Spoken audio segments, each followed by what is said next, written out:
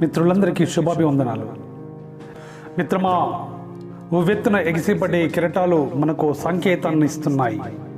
అవి లేచి పడుతున్నందుకు కాదు, పడినా లేవగలననే శక్తి దానికి ఉంది కాబట్టి. మిత్రమా, నీ దారికి అడ్డంగా ఉన్న ప్రతి ఆటంకము, చేయడానికి ఇష్టం లేని ప్రతి పని, బాధ, ప్రయత్నము, పెనుగులాటతో కూడుకున్న ప్రతి విషయం నీ కోసం ఒక అద్భుతాన్ని దాచిపెట్టి ఉంచింది. మిత్రమా, అద్భుతాన్ని దాచిపెట్టి ఉంచింది. సాధించలేకపోయానని నిరాశ చెందవద్దు. ఒక్కోసారి నీ నిజాయితీ, ధైర్యము, తెలివితేటలు ఇవేవి నిన్ను గెలిపించినప్పుడు నీ ఓర్పు, సహనం నీకు తప్పక విజయాన్ని చేకూరుస్తాయి. మిత్రమా, విజయాన్ని చేకూరుస్తాయి. అపజయాలు ఎదురయ్యే కొద్దీ సహనం కోల్పోవచ్చు. అధైర్యం, అసహనం అన్నీ అవి మనం చేరుకోబోయే గమ్యాన్ని, పొందాలనుకునే విజయాలను ఆటంకపరుస్తాయి. మిత్రమా, ఆటంకపరుస్తాయి.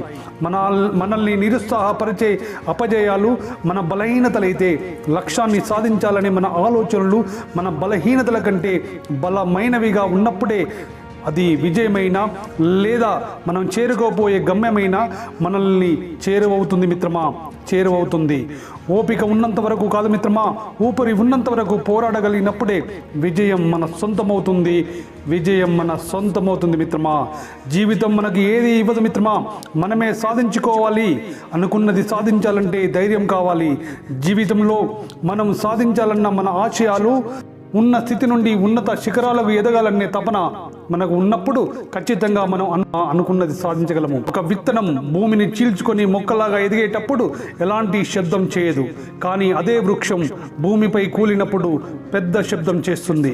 మిత్రమా, పతనంలో శబ్దం ఉంటుందేమో కానీ ఎదగడంలో మాత్రం నిశ్శబ్దంగా ఉండాలి. అందుకే నేర్చుకోవడం ఎప్పుడూ ఆపకూడదు. ఎందుకంటే మిత్రమా, జీవితం ఎప్పుడూ ఏదో ఒకటి నేర్పిస్తూనే ఉంటుంది.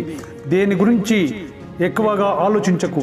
జీవితంలో ఉన్నత శిఖరాలను చేరుకోవాలంటే ఒక వ్యక్తి పట్ల కానీ, సమాజం పట్ల కానీ, ప్రస్తుతం మనకు జరుగుతున్న పరిస్థితుల పట్ల కానీ బాగా లేదు అనుకునే కంటే అంతా మంచి జరుగుతుంది అని అనుకోవడం చాలా ఉత్తమం. మిత్రమా, చాలా ఉత్తమం.